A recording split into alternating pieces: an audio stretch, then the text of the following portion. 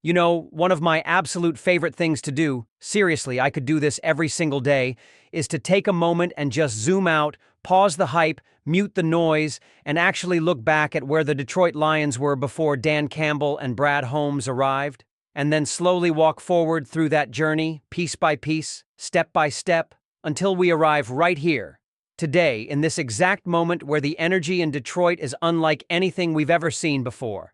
And you start to realize, wait a minute. This isn't just a rebuild anymore.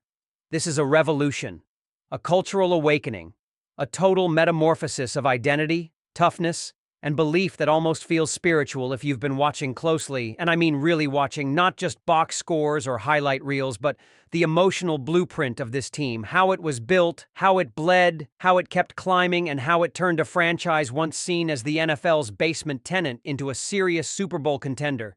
And honestly, it's wild to think about, because back in the day, let's not lie, it was straight up pain, right?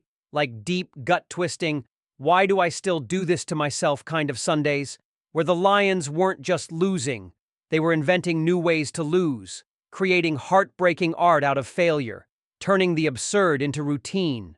Whether it was a phantom face mask, a 10-second runoff, a blown lead, a bad fourth down call, or yet another time we wasted a Hall of Fame talent with no structure to support him. But then suddenly, and I mean almost like a storm creeping up in the middle of what felt like another storm, Brad Holmes walks in as GM and Dan Campbell walks in as head coach, and instead of promising quick fixes or sexy trades or shortcuts, they both just dug their heels in, looked the media straight in the eye and said, "We're building this thing brick by brick." And at first, let's be real, we all rolled our eyes a bit when Dan started talking about biting kneecaps and punching through adversity, because we were like, man, we've heard this before. This city's been fed tough guy talk for decades with no results. But slowly, almost sneakily, you began to feel it changing, didn't you? It started with the way they drafted, not for the headlines, not for social media approval, but for culture, for grit, for guys who wanted to be Lions, who wanted to grow something in the dirt, not inherit something polished. And Holmes? Man, you've got to give him credit because he's not just a GM. He's like a roster sculptor, someone who sees character traits before combined numbers, who picks players that fit the soul of what Detroit is trying to become. And look how it paid off. Amon-Ra St. Brown in the 4th round? That's not luck. That's vision. Penei Sewell falling to you and you don't overthink it? That's discipline. Drafting 2 running backs high when the league is going the other way? That's conviction. Signing David Montgomery to balance explosiveness with power? That's balance. And when you look at the coaching hires, Aaron Glenn, Ben Johnson, 2 absolute masterminds who connect with players like brothers and build systems around identity, not just talent.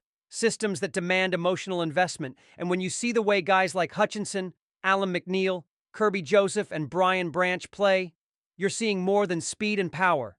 You're seeing buy-in. You're seeing guys who were drafted not just for what they can do, but for who they are. And I think that's the real twist in this whole story. This team wasn't just rebuilt physically, it was rebuilt psychologically, spiritually, and maybe that sounds dramatic. But tell me I'm wrong. Look at how players talk now. Look at how they carry themselves, how they respond to adversity, how they believe they belong. Because that belief, that was the one thing we never had before. Not really. And now you've got a roster full of dogs who expect to win, who crave that pressure, who talk trash with joy, not arrogance, and it's contagious. Through the locker room, into the stands, across the city, and into every single Lions fan who's been waiting decades for something to feel real, and now it does. But it didn't happen overnight. And that's what makes it so powerful to reflect on, because every decision from Holmes and Campbell felt calculated like chess, not checkers. Starting with the veterans they brought in during year 1, Romeo, Charles Harris, Khalif Raymond, not pro bowlers, but tone setters. Then shedding contracts like Jamie Collins, Kenny Golladay, Jeff Okudah, not because they weren't talented, but because they didn't fit the culture. And that's the part casual fans miss. These weren't just football decisions, they were psychological checkpoints, moves that said, if you're not all in, you're out. And over time, that hardline stance created one of the most united, emotionally tight-knit locker rooms in the NFL. And suddenly, free agents started paying attention, realizing Detroit wasn't a career graveyard anymore, but a launchpad for growth. A place where careers could be reborn, where coaching matters, where leadership is authentic, where Dan Campbell doesn't just yell for effect. He leads by example. He hurts with his guys. He celebrates with them like a big brother. And when he gets emotional at the podium, that's not a PR move. That's real. And players feel that. They respond to that. And it's why you see guys running through walls on special teams and celebrating every sack like it's a Super Bowl moment. And speaking of special teams, can we talk about the details? Because they've nailed that too. The emphasis on field position, the consistency in coverage units, the aggressiveness on fourth down. It's all part of the same attitude, aggressive but smart, intense but composed, passionate but precise. And that balance, man, that's rare. And when you add in the schematics, Ben Johnson's offense turning Jared Goff from a so-called game manager into a legit top 10 quarterback, that's no accident. That's structure. That's repetition. That's a coach who knows how to simplify without dumbing it down, to scheme up mismatches and make even average players dangerous. And now you've got Jamison Williams coming into his own, Jahmyr Gibbs unlocking new dimensions, Sam Laporta turning into one of the most reliable tight ends in football. And this offensive line, come on, it's not just elite, it's a weapon, it's a shield and a sword at the same time, giving Goff time, creating lanes, setting the tone, and the defense? Oh, don't even get me started on the evolution of that defense, from a liability to a weapon, and they did it without spending $100 million in free agency, but by developing guys like McNeil, Barnes, Pascal, and pairing them with smart veterans like Cam Sutton, Carlton Davis, Marcus Davenport, if healthy, and anchoring it all with Hutchinson, whose motor is not just rare, it's contagious. And you start to realize this wasn't luck.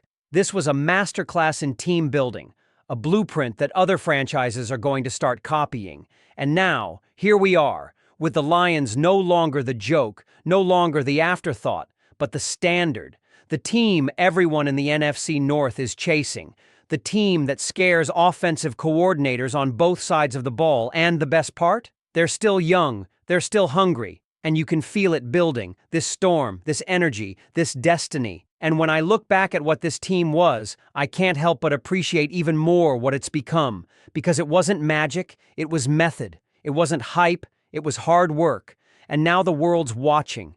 And for the first time in decades, Detroit isn't hoping for respect, they're demanding it. And man, it feels good to say that out loud.